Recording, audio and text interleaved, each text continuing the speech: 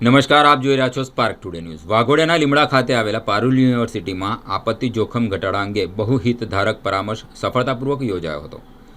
Parul university દ્વારા inter agency group આઈએજી Gujarat સાથે સહયોગમાં તથા યુનિસેફ ગુજરાત અને ઉન્નતિના સહકારથી 25 ફેબ્રુઆરી 2026ના રોજ આપત્તિ જોખમ ઘટાડા એટલે કે ડિઝાસ્ટર રિસ્ક રિડક્શન DRR વિષયક એક દિવસીય બહુહિતધારક પરામર્શનું સફળ આયોજન કરવામાં આવ્યું હતું। આ પરામર્શમાં એનજીઓ, સીબીઓ, CSR પ્રતિનિધિઓ, ખાનગી ક્ષેત્રની સંસ્થાઓ તથા શૈક્ષણિક સંસ્થાઓ મળીને 50થી વધુ પ્રતિનિધિઓ ઉત્સાહપૂર્વક ભાગ લીધો હતો, જે પ્રદેશમાં મજબૂત અને સંકલિત આપત્તિ તૈયાર અને પ્રતિસાદ વ્યવસ્થાની જરૂરિયાતને પ્રતિબિંબિત કરે છે। કાર્યક્રમમાં પારુલ યુનિવર્સિટીના provost professor Madhusudan, pro vice chancellor doctor Kunjal Sinha, faculty of social વર્કના dean professor MN Parmar, Unnati તરફથી શ્રી કિરીટ પરમાર તથા યુનિસેફ તરફથી શ્રી અભિષેક સહિત અન્ય મહાનુભાવોની ખાસ ઉપસ્થિત રહી હતી। આ બંનેઓનું વર્ષોથી અને મારું રહેવાનું સિદ્ધાર્થ બંગલોઝમાં છે અને વર્ષોથી અને મેં 5 ફ્લડ મેં પોતે જોયેલા છે।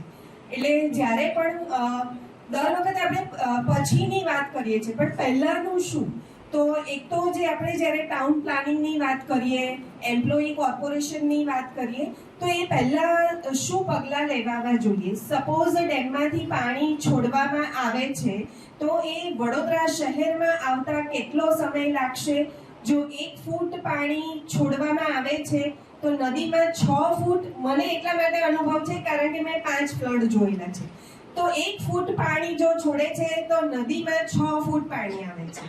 એટલે એ જે આખી ગાઈડલાઈન છે એને પ્રોપર શહેરીકરણની જ્યારે આપણે વાત કરતા હોઈએ, ડિઝાસ્ટર મેનેજમેન્ટની વાત કરતા હોઈએ, તો આ મુદ્દો ફક્ત સ્લમનો નથી, સોસાયટીઓ, ટાઉન પ્લાનિંગ દરેકનો મુદ્દો છે, દરેક નાગરિકનો મુદ્દો છે।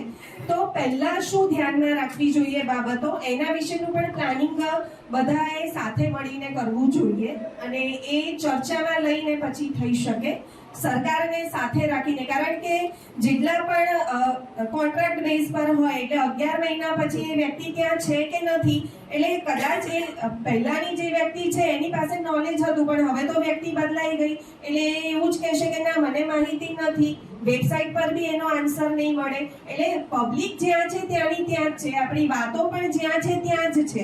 એટલે જ્યારે આગળ વધવાની વાત છે, એની જોડે જસ્ટિસ કરી જ નહીં શકીએ, તો અમારી પહેલી તો ડિમાન્ડ એવી છે કે પહેલાં તો તમે એમને લાઈવ બીઈંગ તરીકે જોવાનું ચાલુ કરો। સેકન્ડ વસ્તુ એ છે કે આપણે જ્યારે ડિઝાસ્ટરની વાત કરતા હોઈએ છીએ તો આપણે હંમેશા એવું વિચારીએ છીએ ગોલ્ડન અવર, ગોલ્ડન પીરિયડ, પણ અને ઘણી બધી વાત એવી બી છે કે પહેલાં આપણે પતરાડામાં ખાતા હતા, હવે આપણે ખાઈએ છીએ કે પ્લાસ્ટિકમાં ખાઈએ છીએ, અને હવે પાછા કહીએ છીએ અમે પતરાડામાં જઈએ।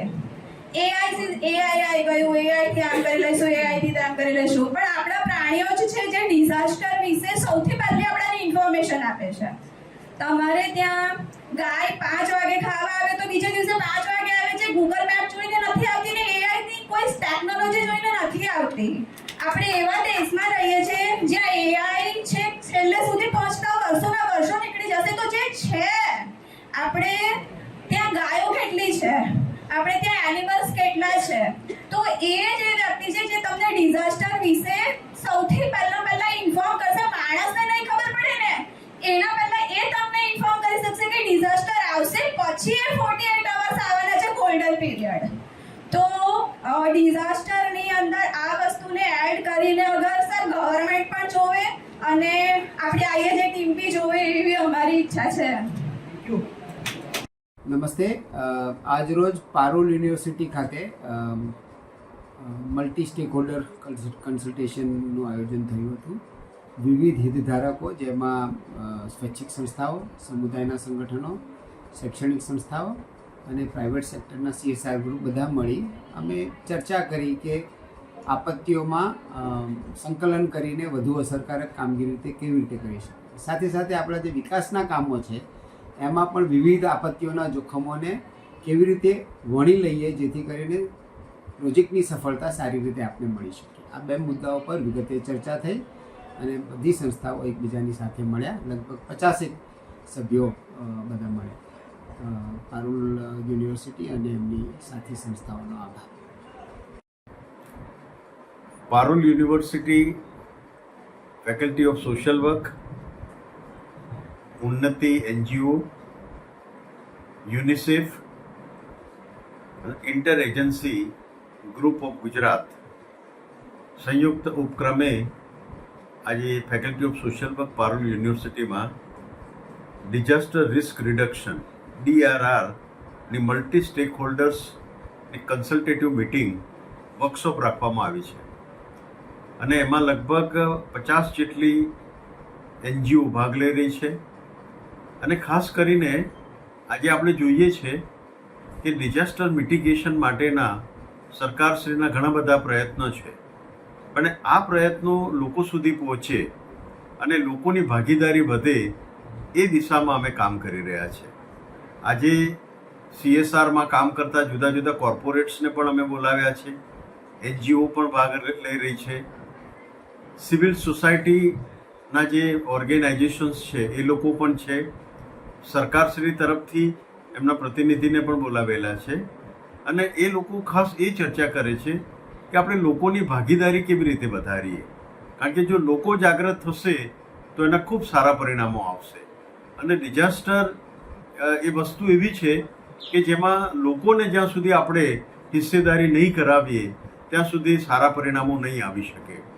તો આજે ખાસ કરીને ઉન્નતિ, યુનિસેફ અને faculty of social work Parul યુનિવર્સિટીએ એક ખૂબ સરસ પ્રયત્ન કર્યા છે અને બધા લોકોને અહીંયા ભેગા કર્યા છે. અને સવારથી જ આ વિષય ઉપર ચર્ચા થાય છે કે બહેનોને, બાળકોને અને ભાઈઓને, સ્કૂલ જતા બાળકોને અને જુદી જુદી સંસ્થાઓને કેવી રીતે આપણે આ મહાકાય કાર્ય છે એમાં જોડી શકીએ, એમની ભાગીદારી નોંધાવીએ અને ગુજરાતને આવનાર ડિઝાસ્ટરમાંથી કેવી રીતે આપણે મુક્તિ અપાવીએ એ દિશામાં આજે અમે લોકો ચર્ચા કરી.